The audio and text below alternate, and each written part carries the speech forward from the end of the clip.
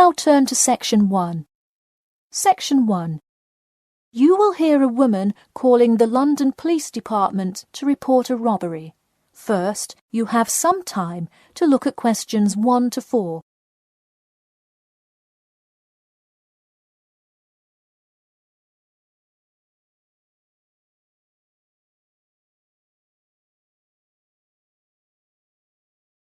Now we shall begin.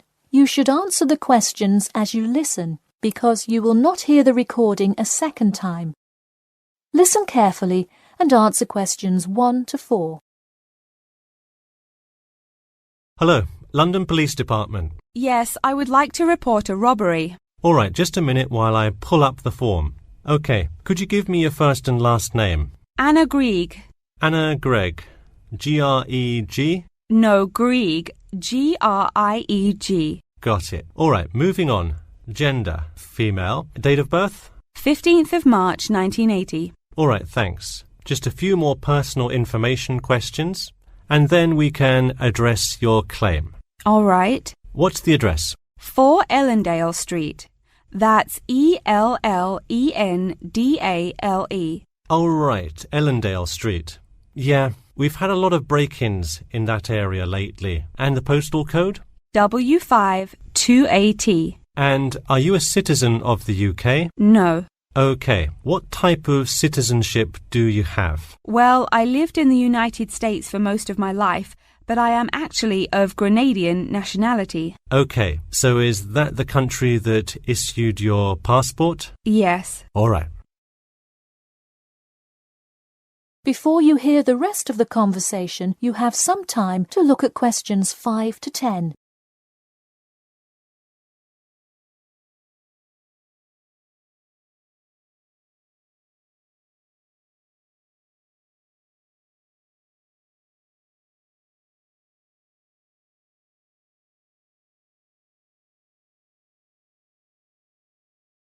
Now listen and answer questions 5 to 10. And what is the crime you're reporting? I already said a robbery. Oh, right. Sorry. This is about the 100th robbery report I've filled out today. Have you had any prior break-ins? In the building or just my flat? The unit below mine got broken into last year. No. Just your flat. Oh, then no, not here. All right. Let's see here. Can you think of anything that was out of the ordinary around your building, or anyone who may have had reason to do this? No, it seemed like just a normal evening. I didn't see anyone suspicious and can't think of anyone that would target me specifically. How long has this been your place of residence? Let me think. I moved in on February 1st and it's October, so it's been about 8 months already. Wow, time flies. And that is just for Ellendale, yeah? Yes, I have lived in the UK for just over 1 year. I see. Can you give me the first and last names of all members of the household? Actually, I live alone. OK, so no other occupants. And can you give me a brief account of what happened? I left to go to a dinner party at 6 p.m.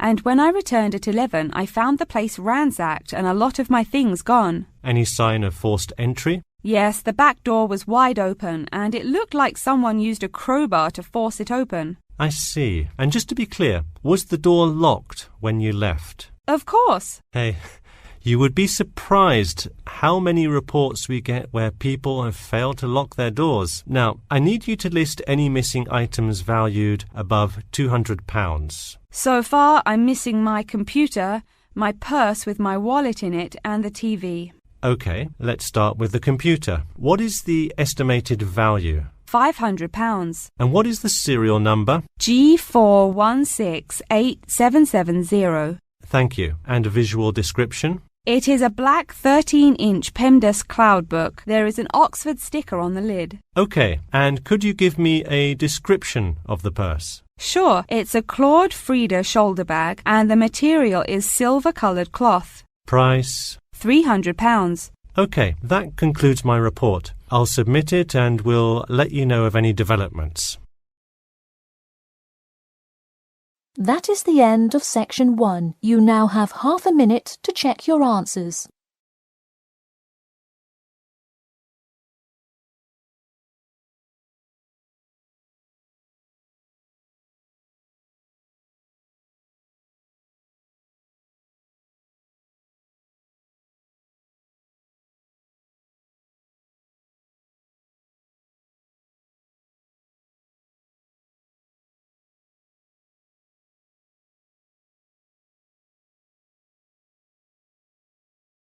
Now turn to Section 2. Section 2. You will hear two students called Mark and Gina asking their tutor for advice on the extracurricular project. First, you have some time to look at questions 11 to 14.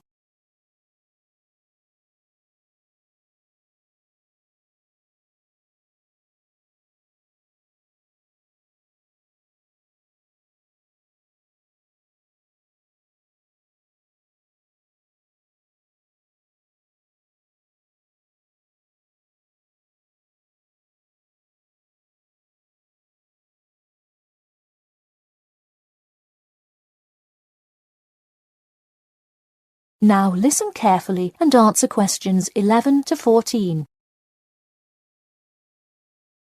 Hi Mark. Hi Gina. What can I help you with? So we were hoping you could help us with this extracurricular project. Sure. What is the topic? Attending business school. This sounds like a great idea. So you're going to explain the requirements for getting into business school? Not exactly. It will be more broadly about the experience, the academics, accommodation, and social experience that comes with being part of the business school. I see. So would your audience be the general public? Well, we would probably want more to focus on members of the institution. We would especially like to reach individual applicants to the business school. I see. Now, what form will this information be? You could give a talk to all the summer courses. All you'd need is permission from the course director. Or you could pass out information outside the student union. Those are both good ideas. What about sending out pamphlets in the mail? Most college students never check their mail. Maybe you could make a video and show it on campus. That's a great idea. We'll do the video. Great. And as members of the business school, do you have an incentive to attract new students? If so, this idea is a great way to do that. No, the idea actually came about because of how much students like us worry about their studies. Yeah, when I got into business school, there were a lot of things I had not prepared for, so the video would cover a lot of things Mark and I wish we had known upon entering business school. Right. Before you hear the rest of the talk, you have some time to look at questions 15 to 20.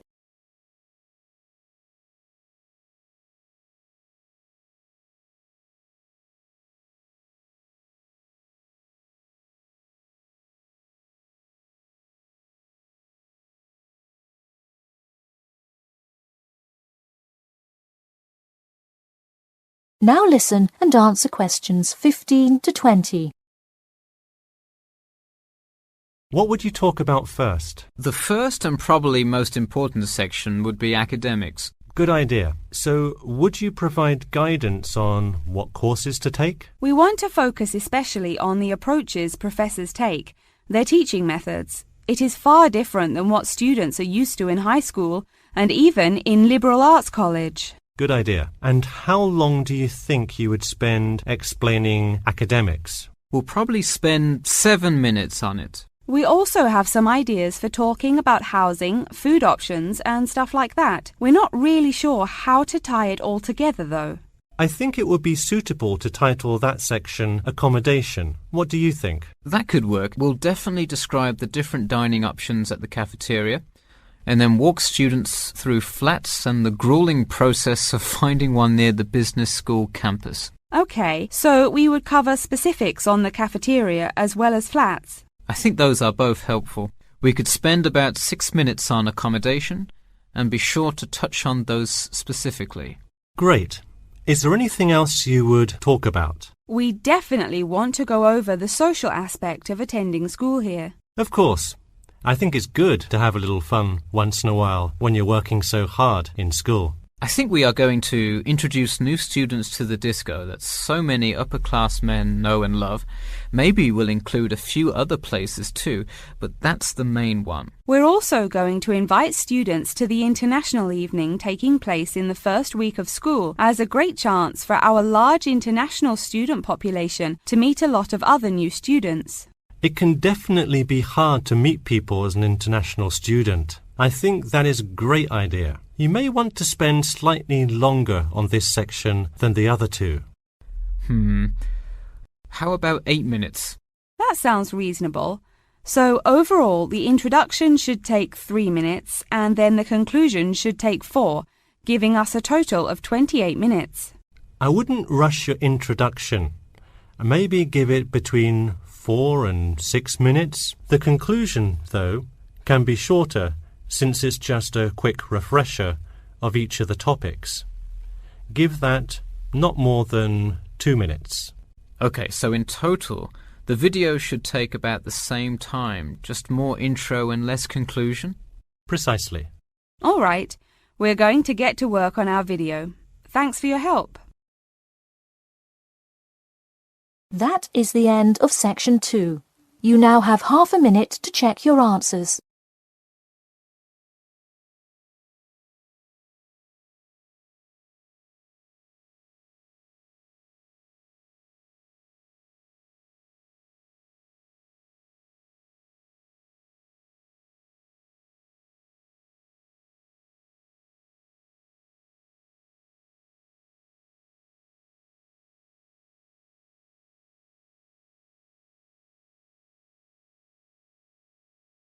Now turn to section 3.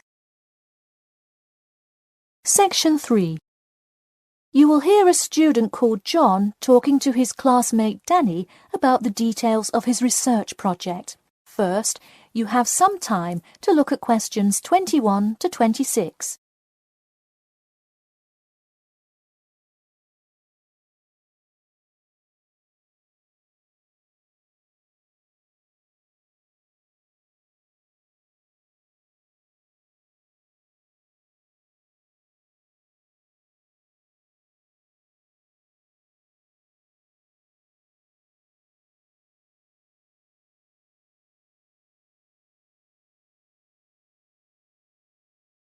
Now, listen carefully and answer questions 21 to 26.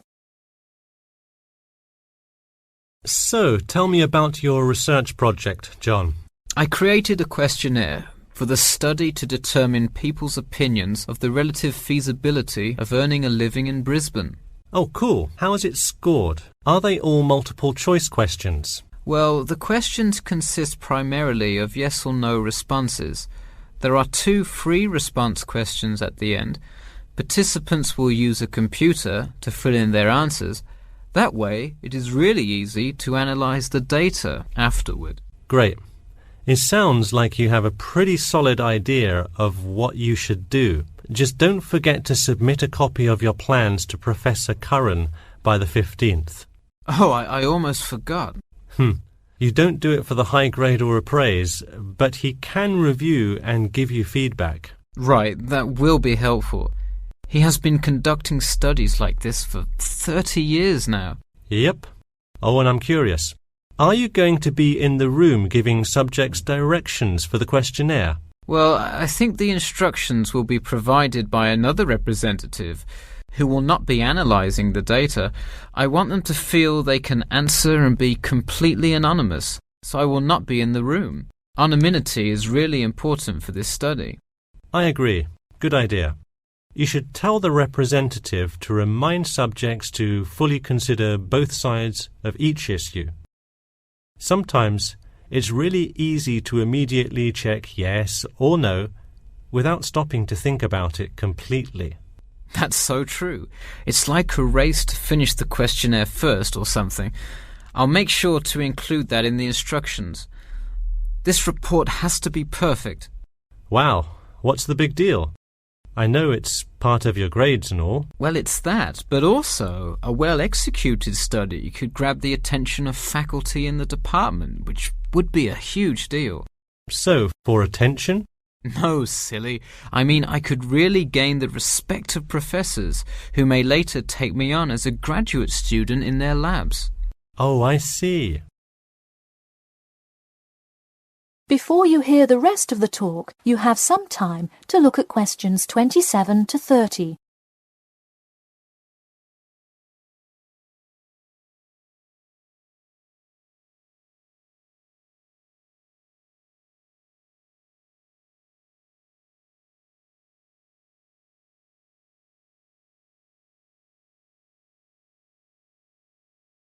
Now, listen carefully and answer questions 27 to 30. Let me take a look at the survey. Wow, this looks great. The map of the median income by region is a great tool. Where did you find it? Oh, thanks. I read a lot of sources and just noticed this one in a small psychology journal called Modern Psychology. It's more helpful than the photo I added, but I think the photo is just so interesting. It was in the newspaper last year during that huge wage strike. It's great.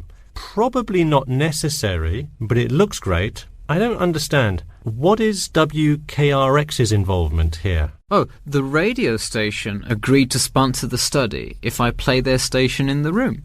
Wow, interesting. So you don't have to pay for any of this? Exactly. Nice. Where did you get that idea?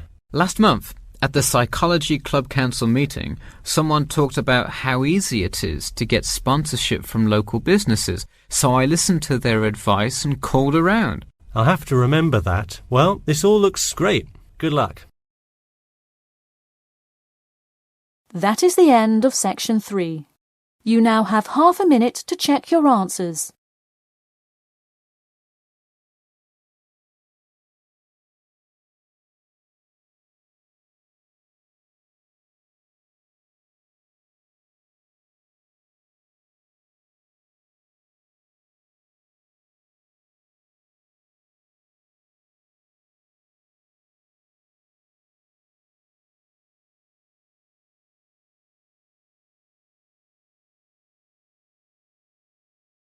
Now turn to section 4.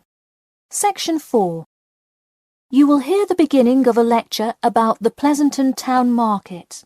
First, you have some time to look at questions 31 to 40.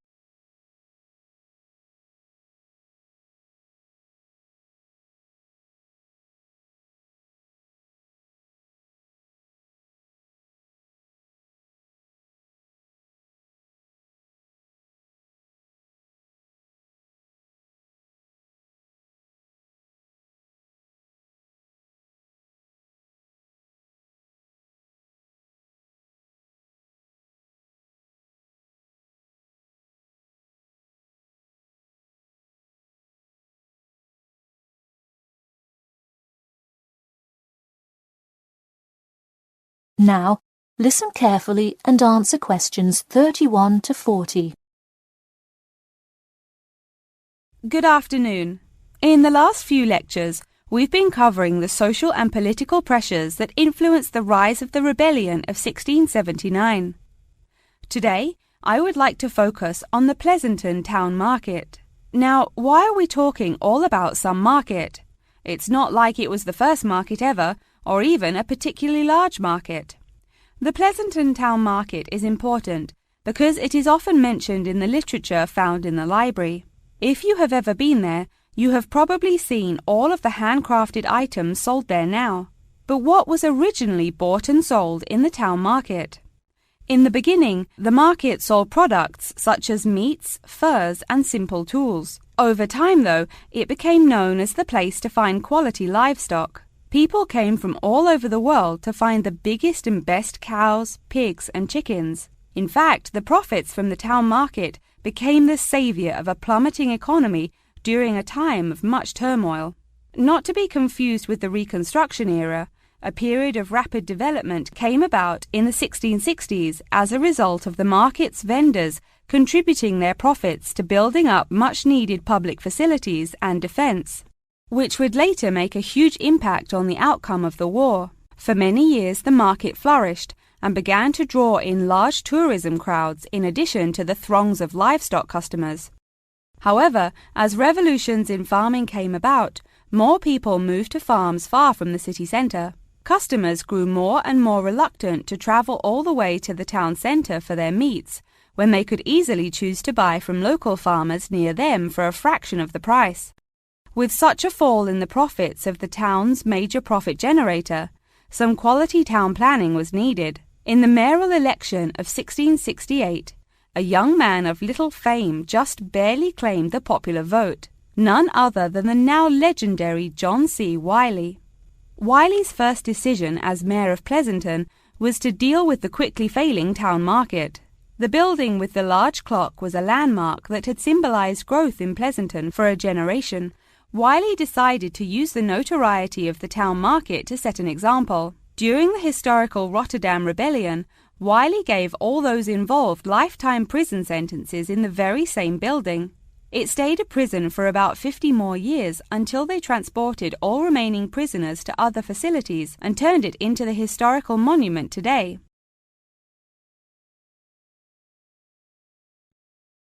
Now that you know the basics of the history of the Pleasanton Town Market, I will introduce your next group project.